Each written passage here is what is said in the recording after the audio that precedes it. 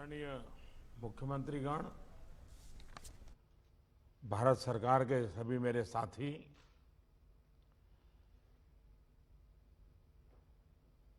आप सभी ने वर्तमान परिस्थिति की जो गंभीरता है उसका आकलन करते हुए कई महत्वपूर्ण बिंदु आज सामने रखे हैं और कई जरूरी सुझाव भी दिए हैं। और बहुत स्वाभाविक था कि जहां पर मृत्यु दर ज्यादा है, जहां पर कोरोना का स्प्रेड तेज हो रहा है, उन राज्यों के साथ विशेष रूप से चर्चा की गई है। लेकिन बाकी राज्यों के पास भी काफी अच्छे सुझाव हो सकते हैं। तो मैं आग्रह करूंगा कि ऐसे कोई पॉजिटिव सुझाव जो जरूरी हैं, आपको लगता है वो मेरे तक पहुंचाइए, ताकि कोई रणनीति बनाने में वो उपकारक होंगे। अभी यहाँ जो भारत सरकार की तरफ से स्वास्थ्य सचिव की तरफ से प्रेजेंटेशन रखा गया, उससे भी स्पष्ट है कि एक बार फिर चुनौतीपूर्ण स्थिति बन रही है। कुछ राज्यों में स्थिति ज्यादा चिंताजनक है। ऐसे में गवर्नेंस सिस्टम में सुधार ये बहुत आवश्यक है। ये मैं समझ सकता हूं कि साल भर की इस लड़ाई के कारण व्यवस्था में भी थकान आ सकती है, ढीलापन भी आ सकता है। लेकिन ये 2-3 सप्ताह और अगर हम टाइट करें और अदर गवर्नर्स को बराबर मजबूत करें, इस पर हमने बल देना चाहिए। साथियों, आज की समीक्षा में कुछ बातें हमारे सामने स्पष्ट हैं और उन पर हमें विशेष ध्यान देने की जरूरत है। पहला, देश फर्स्ट वेव के समय की पीक को क्रॉस कर चुका है और इस बार के ग्रोथ रेट में पहले से भी ज्यादा तेज है। दूसरा, महाराष्ट्र, छत्तीसगढ़, पंजाब, मध्य प्रदेश, गुजरात समेत कई राज्य फर्स्ट वेव की पीक को भी क्रॉस कर चुके हैं। कुछ और राज्य भी इस ओर तेजी से बढ़ रहे हैं। मैं समझता हूं कि हम सबके लिए ये चिंता का विषय है, सीरियस कंसर्न है। और तीसरा, इस बार लोग पहले की अपेक्षा बहुत अधिक कैजुअल हो गए हैं। अधिकतर राज्यों में प्रशासन भी सुस्त नजर आ रहा है। ऐसे में कोरोना के केसेस की इस अचानक बढ़ोतरी ने मुश्किलें ज्यादा पैदा की है। कोरोना के प्रसार को रोकने के लिए फिर से युद्ध स्तर पर काम करना आवश्यक है। साथियों, इन तमाम चुनौतियों के बावजूद हमारे पास पहले की अपेक्षा बेहतर अनुभव है, पहले की अपेक्षा अच्छे संसाधन है और अब एक वैक्सीन भी हमारे पास है। जन भागीदारी के साथ साथ हमारे परिश्रमी डॉक्टर्स और health workers, health care staff ने स्थिति को संभालने में बहुत मदद की है और आज भी कर रहे हैं। आप सभी में अपने पहले के अनुभवों का प्रभावी ढंग से उपयोग अपेक्षित है। अब आप कल्पना कीजिए कि गत वर्ष इन दिनों में हमारे हाल क्या थे। हमारे पास टेस्टिंग लैब नहीं थे, इवन मास्क कहां से मिलेगा ये भी एक चिंता का विषय था, पीपीई किट नहीं था। और उस समय हमारे लिए बचने का एकमात्र साधन बचा था लॉकडाउन, ताकि हम व्यवस्थाओं को एकदम से जितना तेजी से बढ़ा सके और वो हमारी स्ट्रेटेजी काम आई। हम व्यवस्थाओं को बना सके, संसाधन खड़े कर पाए, हमारी अपनी कैपेबिलिटी बढ़ाई, दुनिया से जहां से प्राप्त कर सकते कर पाए, और लॉकडाउन के समय का हमने उपयोग किया। लेकिन आज जो स्थिति है, आज जब हमारे पास सब संसाधन है, तो हमारा बल, और ये हमारे गवर्नेंस की कसौटी है, हमारा बल माइक्रो कंटेनमेंट जोन पर होना चाहिए। छोटे छोटे कंटेनमेंट जोन पे सबसे ज्यादा होना चाहिए। जहां पर रात्रि कर्फ्यू का प्रयोग हो रहा है, वहां मेरा आग्रह है कि उसके लिए शब्द प्रयोग हमेशा करें, कोरोना कर्फ्यू, ताकि कोरोना के प्रति एक सजगता बनी रहे। कुछ लोग ये इंटेलेक्चुअल डिबेट करते हैं कि क्या कोरोना रात को ही आता है। हकीकत में दुनिया ने भी ये रात्रि कर्फ्यू के प्रयोग को स्वीकार किया है, क्योंकि हर व्यक्ति को कर्फ्यू समय होता है तो याद आता है कि हाँ, मैं कोरोना काल में जी रहा हूं, और बाकी जीवन व्यवस्थाओं को कम से कम प्रभाव होता है। हाँ, अच्छा होगा कि हम कोरोना कर्फ्यू रात को 9 बजे शुरू करें या रात को 10 बजे शुरू करें और सुबह 5-6 बजे तक चलाएं, ताकि बाकी व्यवस्थाओं को प्रभाव ज्यादा न हो। और इसलिए उसको कोरोना कर्फ्यू के नाम से ही प्रचलित करें। और कोरोना कर्फ्यू एक प्रकार से लोगों को एजुकेट करने के लिए काम आ रहा है, अवेयरनेस के लिए काम आ रहा है, तो हमने इसके तरफ ध्यान देने के। लेकिन मैंने पहले कहा, अब हमारे पास व्यवस्था इतनी हो चुकी है, माइक्रो कंटेनमेंट जोन, उसी पर बल दीजिए, आपको अच्छे परिणाम मिलेंगे।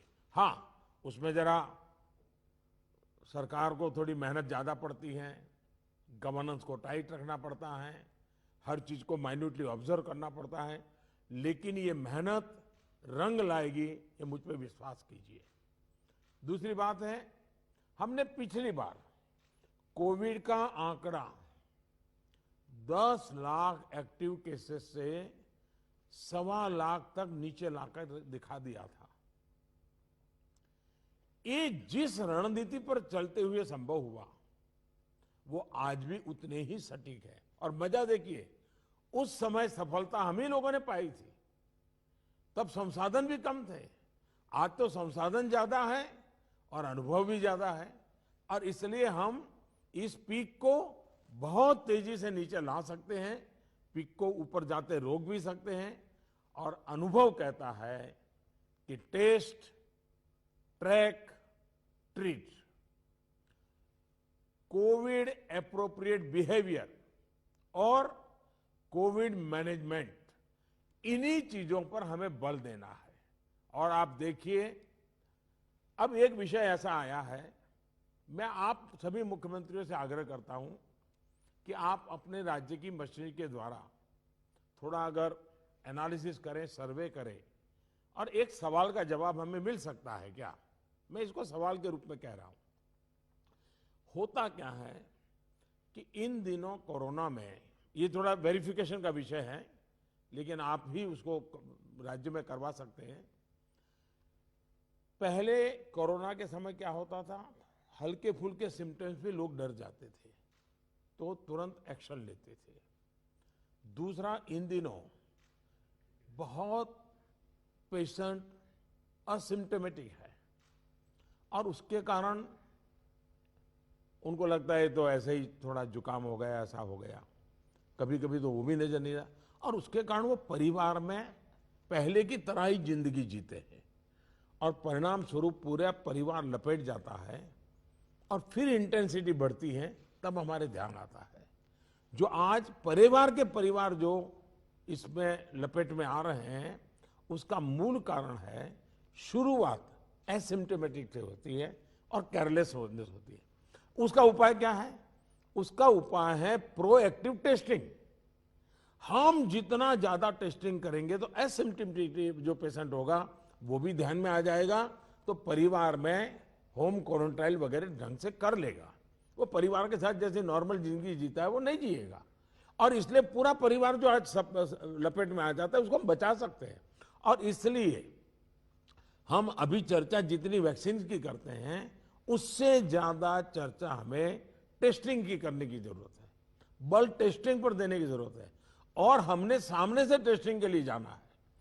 उसको तकलीफ हो और फिर टेस्टिंग करने के लिए आए और फिर उसको पॉजिटिव नेगेटिव मिल जाए और वो मैं समझता हूं क्रम हमारे लिए थोड़ा बदलना पड़ेगा। हमारे पास वायरस को कंटेन करने के लिए एक अहम तरीका है कि हम ह्यूमन होस्ट को कंटेन करें। मैंने पहले भी कहा था, ये कोरोना एक ऐसी चीज है कि जब तक आप उसको लेकर के नहीं आओगे घर में नहीं आता है। और इसलिए ह्यूमन सोर्स जो है हर एक को हमने जागरूक करना पड़ेगा, उसने नियमों का पालन करना होगा, ये बहुत आवश्यक है। और निश्चित तौर पर इसमें टेस्टिंग और ट्रैकिंग की बहुत बड़ी भूमिका है। हम टेस्टिंग को लाइट न लें।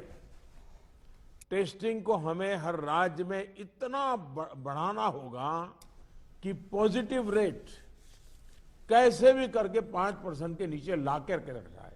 और आपको याद होगा, शुरू में जब कोरोना की खबरें आने लगी तो हमारे यहाँ कंपटीशन होने लगी। वो राज्य तो निकम्मा है, वहाँ बहुत बढ़ गया, फलाना राज्य बहुत अच्छा कर रहा है। राज्यों की आलोचना करना बड़ा फैशन हो गई थी। तो पहली मीटिंग में मैंने आप सबसे कहा था कि संख्या बढ़ने से आप जरा भी चिंता मत कीजिए, उसके कारण आपका परफॉर्मेंस बुरा है, प्रेशर में मत रहिए, आप टेस्टिंग पर बल दीजिए। और वो बात मैं आज भी कह रहा हूं, संख्या ज्यादा है इसलिए आप गलत कर रहे हैं, ये सोचने की जरूरत नहीं है। आप टेस्टिंग ज्यादा करते हैं, उसके कारण पॉजिटिव केस नजर आते हैं, लेकिन बाहर निकलने का रास्ता वही है। और जो आलोचना करने वाले हैं, थोड़े दिन आलोचना सुननी पड़ेगी, लेकिन रास्ता तो टेस्टिंग का ही है। टेस्टिंग के कारण आंकड़ा बड़ा आ जाता है, आने दीजिए। उसके कारण कोई राज्य अच्छा है, कोई राज्य बुरा है, ऐसा मूल्यांकन का तरीका ठीक नहीं है। और इसलिए मेरा आपका आग्रह है कि इस प्रेशर से बाहर निकल जाइए, टेस्टिंग को बल दीजिए। भले पॉजिटिव केस ज्यादा आते हैं, आने दीजिए, लेकिन उसी का तो हम उपाय कर पाएंगे। और हमारी टारगेट 70%, 70% आरटीपीसीआर टेस्ट करने का है। कुछ जगह से मेरे पास खबर आई है, मैंने वेरीफाई नहीं किया है, कि कुछ लोग जो आरटीपीसीआर टेस्ट कर रहे हैं उसमें जो सैंपल लेते हैं उसमें बहुत लेथार्जिक है। ऐसे ही मुंह के आगे ही से सैंपल ले लेते हैं। ऐसा है, बहुत गहरे जाकर के सैंपल लिए बिना रियल रिजल्ट मिलता ही नहीं है। अगर आपने ऊपर ऊपर से ले लिया मुंह में थोड़ा सा डाल करके, तो जो रिजल्ट आएगा वो तो नेगेटिव ही आने वाला है। और इसलिए जब तक सुई को अंदर डाल करके सैंपल नहीं लेते हैं, जिन राज्यों में ये हो रहा है, इसको रोकने के लिए कोशिश कीजिए। भले पॉजिटिव केस बढ़े, चिंता मत कीजिए, लेकिन पॉजिटिव केस होगा तो ट्रीटमेंट होगा, लेकिन वो नहीं होगा तो घर में फैलाता रहेगा, पूरे परिवार को, पूरे मोहल्ले को, पूरे टेनामेंट को, सबको लपेट लेगा। हमने पिछली मीटिंग में भी इस पर चर्चा की थी कि आरटीपीसीआर टेस्ट बढ़ाने की जरूरत है। और फिर मैं कहता हूं कि प्रॉपर सैंपलिंग और प्रॉपर होना चाहिए। आपने देखा होगा, कुछ लैब सबको निगेटिव दे रही है, कुछ लैब सबको पॉजिटिव दे रही है, तो ये तो अच्छी चित्र नहीं है। तो कहीं कुछ कमी है, और ये गवर्नेंस के माध्यम से हम लोग चेक करना होगा। कुछ राज्यों को इसके लिए इंफ्रास्ट्रक्चर बढ़ाने की जरूरत होगी, लेकिन इसे जितनी तेजी से करेंगे उतना ही मददगार होगा। लैब्स में शिफ्ट बनाने की जरूरत करनी है, तो मैं समझता हूं इसे भी किया जाना चाहिए। साथ ही मैंने पहले से पारण में कहा, कंटेनमेंट जोन्स में टेस्टिंग पर हमें बहुत बल, जिस कंटेनमेंट जोन तय करें उसमें एक भी व्यक्ति टेस्टिंग के बिना रहना नहीं चाहिए। आप देखिए, आपको परिणाम फटाफट मिलना शुरू हो जाएगा।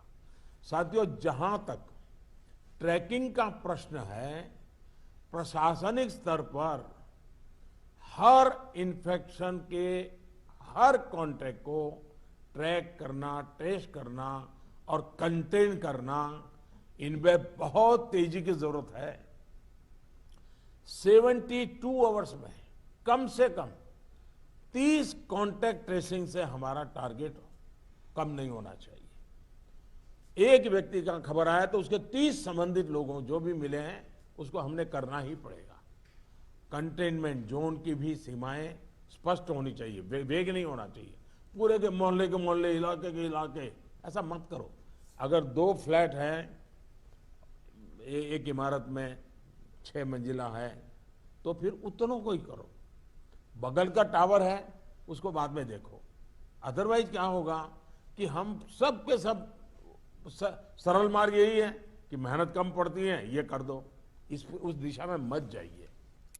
आप सब इस दिशा में सक्रिय हैं, बस हमारी सतर्कता में कोई कमी नहीं आनी चाहिए, यही मेरा आग्रह रहेगा। हमें ये सुनिश्चित करना है कि कोविड फटीग के चलते जमीन तक जाते जाते प्रयासों में सुस्ती किसी भी प्रकार से नहीं आने देनी है। कई राज्यों में कॉन्टैक्ट ट्रेसिंग को पीरियोडिकली क्रॉस चेक करने के लिए भी टीम्स बनाकर काम किया है। इसके अच्छे नतीजे मिले हैं। हम सबको ये भी अनुभव है कि जहां कंटेनमेंट जोन में हेल्थ मिनिस्ट्री की एसओपीज का, और मैं मानता हूं ये एसओपी बड़े अनुभव से तैयार हुई है और समय समय पर उसको अपग्रेड किया गया है, उस एसओपी का प्रभावी पालन हो रहा है, वहां बहुत अच्छी सफलता मिल रही है। इसलिए मेरा ये सुझाव जरूर होगा कि इस और विशेष ध्यान दिया जाए। साथियों, हमने चर्चाओं के दौरान अभी मोर्टालिटी रेट पर चिंता जताई। ये कम से कम रहे, इन पर भी हमें बहुत जोर देना है। और उसका मूल कारण यही है कि वो रूटीन लाइफ जीता है, मामूली बीमारी ऐसा मान लेता है, पूरे परिवार में फैला देता है, और फिर एक स्थिति बिगड़ने के बाद अस्पताल तक आता है, फिर टेस्टिंग होता है, और तब चीजें हमारे हाथ से निकल जाती है। हमारे पास हर हॉस्पिटल में डेथ एनालिसिस की जानकारी होनी चाहिए। किस स्टेज में बीमारी का पता चला, कब एडमिशन हुआ, मरीज को कौन कौन सी बीमारियां थी, मृत्यु के पीछे अन्य क्या फैक्टर्स रहे, ये डाटा जितना कॉम्प्रिहेंसिव होगा, हमें उतने ही जीवन बचाने में बहुत आसानी होगी। साथियों, मैं आपकी भी जानकारी में है कि एम्स दिल्ली हर मंगलवार और शुक्रवार को इस विषय पर वेबिनार आयोजित करते हैं और देश भर के डॉक्टर्स उनसे जुड़ते हैं। ये लगातार होते रहना चाहिए। सभी राज्यों के अस्पताल इनसे जुड़ते रहें। जो नेशनल क्लिनिकल मैनेजमेंट प्रोटोकॉल चल रहा है, उनकी जानकारी सबको रहे, ये भी जरूरी है। और ये लगातार कम्युनिकेशन की व्यवस्था है। जो मेडिकल फैकल्टी के लोग हैं, उनको उन्हीं की भाषा में उन्हीं को लोग समझाएं, इसका प्रबंध है, इसका लाभ लेना चाहिए। इसी तरह एम्बुलेंसेस, वेंटिलेटर्स और ऑक्सीजन अवेलेबिलिटी की भी लगातार समीक्षा आवश्यक है। अभी तक जब पिछली बार हम पीक में थे, आज भी देश में उतना ऑक्सीजन का उपयोग नहीं हो रहा है, और इसलिए एक बार एनालिसिस कर लें हम चीजों का, रिपोर्ट को जरा वेरीफाई कर लें हम। साथियों, एक दिन में हम 40 लाख वैक्सीनेशन के आंकड़े को भी पार कर चुके हैं। वैक्सीनेशन पर कई महत्वपूर्ण बिंदु इस चर्चा में हमारे सामने आए हैं। देखिए, वैक्सीनेशन में भी आपके अधिकारियों को लगाइए, दुनिया भर के समृद्ध से समृद्ध देश जिसके पास सब सुविधाएं उपलब्ध है, उन्होंने भी वैक्सीनेशन के लिए जो क्राइटेरिया तय किए हैं, भारत उनसे अलग नहीं है। आप जरा स्टडी तो कीजिए, आप पढ़े लिखे लोग आपके पास है, जरा देखिए तो सही। और नए वैक्सीन डेवलपमेंट के लिए जितना भी कोशिश हो रही है, मैक्सिमम वैक्सीनेशन और मैन्युफैक्चरिंग कैपेसिटी है, उसके लिए भी काम हो रहा है। और वैक्सीन के डेवलपमेंट से लेकर स्टॉक और वेस्टेज जैसे जरूरी बिंदुओं पर भी चर्चा हुई है। ये बात सही है। आपको मालूम है कि भी इतनी वैक्सीन बन पाती है। अभी ऐसा तो नहीं है कि इतने बड़े बड़े फैक्ट्रियां कोई रातों रात लग जाती हैं। जो हमारे पास अवेलेबल है उसके हमें प्रायोरिटाइज करना पड़ेगा। किसी एक राज्य में सारा माल रख करके हमें परिणाम मिल जाएगा, ये सोच ठीक नहीं है। हमें पूरे देश को ख्याल करके ही उसको मैनेजमेंट करना पड़ेगा। कोविड मैनेजमेंट का एक बहुत बड़ा पार्ट वैक्सीन वेस्टेज ये रोकना भी है। साथियों, वैक्सीन को लेकर राज्य सरकारों की सलाह, सुझाव और सहमति ने से ही देशव्यापी रणनीति बनी है। मेरा आप सभी से आग्रह होगा कि हाई फोकस्ड रिस्ट्रिक्शन जो है उनमें 45 साल के ऊपर 100% वैक्सीन के लिए लगातार प्रयास कीजिए। एक बार एक तो अचीव करके देखिए। मैं एक सुझाव देता हूं, क्योंकि ये कभी कभी वातावरण बदलने के लिए चीजें बहुत काम आती हैं। 11 अप्रैल ज्योतिबा फुले जी की जन्म जयंती है और 14 अप्रैल बाबा साहब आम्बेडकर जी की जन्म जयंती है। क्या हम 11 अप्रैल से 14 अप्रैल पूरे अपने राज्य में टीका उत्सव मना सकते हैं? एक पूरा वातावरण क्रिएट कर सकते हैं टीका उत्सव का। एक विशेष अभियान चलाकर हम ज्यादा से ज्यादा एलिजिबल लोगों को वैक्सीनेट करें। जीरो वेस्टेज तय करें हम कि इन 4 दिन जो है टीका उत्सव में जीरो वेस्टेज होगा। वो भी हमारी वैक्सीनेशन कैपेसिटी को बढ़ा देगा। हमारी वैक्सीनेशन कैपेसिटी का ऑप्टिमम यूटिलाइजेशन ये हम लोग करें। और इसके लिए अब हमें यदि वैक्सीनेशन केंद्रों की संख्या बढ़ानी है तो उसको भी बढ़ाएं। पहले एक बार देखें कि हम 11 से 14 अप्रैल किस प्रकार से चीजों को मोबिलाइज कर सकते हैं। एक अचीवमेंट का सेटिस्फैक्शन मिलेगा, वातावरण बदलने में बहुत काम आएगा। और मैं भारत सरकार को भी मैंने कहा हुआ है कि जितनी मात्रा में हम वैक्सीनेशन पहुंचा सकते हैं पहुंचाने का प्रयास करें। हमारा प्रयास यही होना चाहिए कि इस टीका उत्सव में हम ज्यादा से ज्यादा लोगों को वैक्सीनेट करें, और वो भी एलिजिबल वर्ग को। मैं देश के युवाओं से भी आग्रह करूंगा कि आप अपने आसपास के भी 45 साल के ऊपर के जो लोग हैं उनको वैक्सीन लगाने के लिए मदद करिए। मेरी नौजवानों से विशेष अपील है, आप हेल्दी हैं, सामर्थ्यवान हैं, आप बहुत कुछ कर सकते हैं, लेकिन अगर मेरा देश का नौजवान कोरोना के जो एसओपीज हैं, जो प्रोटोकॉल्स हैं, डिस्टेंस मेंटेन करने वाली बात है, मास्क पहनने वाली बात है, अगर मेरा देश का नौजवान इसको लीड करेगा तो कोरोना की कोई ताकत नहीं है कि मेरे नौजवान तक पहुंच जाए।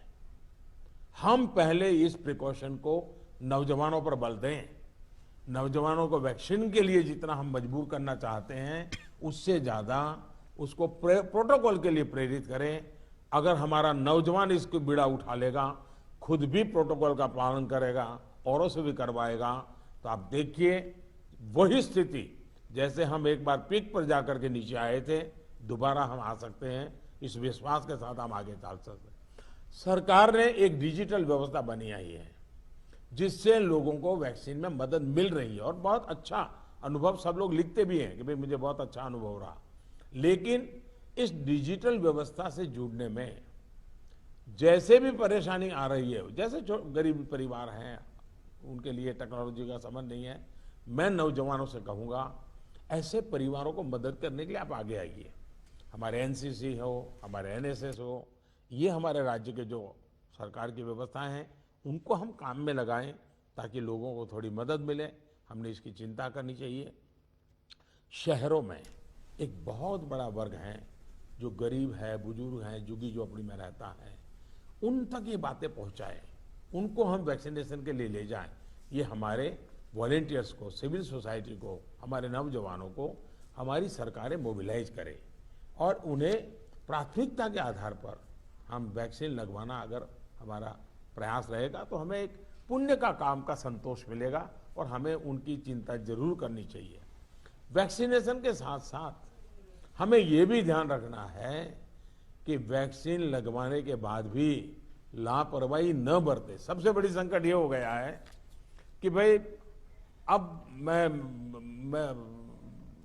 मुझे कुछ होगा ही नहीं। डे वन से मैं कह रहा हूं, दवाई भी और कड़ाई भी। हमें लोगों को ये बार बार बताना होगा कि वैक्सीन लगने के बाद भी मास्क वगैरह जो प्रोटोकॉल्स है उसका पालन और अनिवार्य है। इंडिविजुअल लेवल पर लोगों में मास्क और सावधानी को लेकर जो लापरवाही आई है, उसके लिए फिर से जागरूकता जरूरी है। जागरूकता के इस अभियान में हमें एक बार फिर समाज के प्रभावी व्यक्तियों, सामाजिक संगठनों, सेलिब्रिटीज, ओपिनियन मेकर्स अपने साथ जोड़ना होगा। और इसके लिए मेरा आग्रह है कि गवर्नर नाम की जो अपने यहाँ इंस्टीट्यूट है उसका भी भरपूर उपयोग किया जाए। क्या गवर्नर साहब के नेतृत्व में, मुख्यमंत्री जी के मार्गदर्शन में ऑल पार्टी मीटिंग, राज्य तो सबसे पहले कर लें, राज्य ऑल पार्टी मीटिंग करें और ऑल पार्टी मीटिंग करके एक एक्शनेबल पॉइंट तय करें। फिर मेरा आग्रह है कि गवर्नर साहब और मुख्यमंत्री मिलकर के जितने भी इलेक्टेड लोग हैं उनका वर्चुअल वेबिनार करें। पहले अर्बन बॉडीज का करें, फिर रूरल बॉडीज का करें, जितने लोग चुन करके आए हैं उनसे करें, और उनके सामने सभी आपके असेंबली में जो जीत करके लोग आए हैं उसके जो फ्लोर लीडर हैं सब संबोधित करें। तो एक पॉजिटिव मैसेज अपने आप शुरू हो जाएगा कि भाई इसमें राजनीति नहीं करनी है, सबने मिलकर के करना है। तो मैं समझता हूं एक तो ये प्रयास करना चाहिए।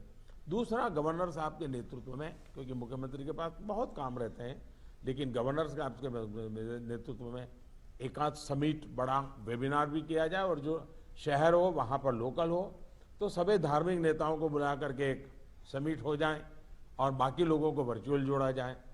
जो सिविल सोसाइटी के लोग हैं एक आध समिट उनका कर लिया जाए। जो सेलिब्रिटीज हैं, लेखक हैं, कलाकार हैं, खिलाड़ी हैं, उनको एक बार कर लिया जाए। मैं समझता हूं कि ये गवर्नर के माध्यम से इस प्रकार के लगातार भिन्न भिन्न समाजों के लोगों को जोड़ने का एक मूवमेंट चलाया जाए।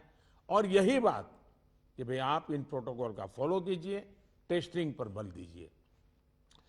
हमारा क्या हुआ है, हम एकदम टेस्टिंग भूल करके वैक्सीन पर चले गए। वैक्सीन जैसे जैसे प्रोडक्ट होगी, जैसे जैसे पहुंचेगी। हमने लड़ाई जीती थी बिना वैक्सीन को।